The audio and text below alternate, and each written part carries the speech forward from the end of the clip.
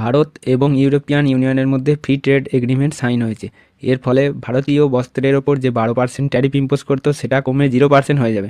অন্যদিকে বাংলাদেশের ওপর ইউরোপিয়ান ইউনিয়ন ফেভার নেশনের তকমা দিয়ে রেখেছে, তাই 0% ট্যারিফ ইম্পোজ করে। এর ফলে বাংলাদেশ ইউরোপিয়ান ইউনিয়নকে $35 বিলিয়ন পোশাক রপ্তানি করে, কিন্তু ভারত মাত্র $7 বিলিয়ন পোশাক রপ্তানি করতে সক্ষম হয়, কারণ ট্যারিফ অনেক বেশি ছিল। এবার ভারতে তুলা উৎপন্ন হয় এবং পোশাক সমস্ত কিছুটাই ভারতের মধ্যে তৈরি হয়, কিন্তু বাংলাদেশের এরকম সুযোগ নাই। বাংলাদেশ ভারত থেকে বা আশেপাশের দেশ থেকে তুলা কেনে, পশম কেনে, উল কেনে, তারপর নিজেদের দেশে তৈরি করে এক্সপোর্ট করে।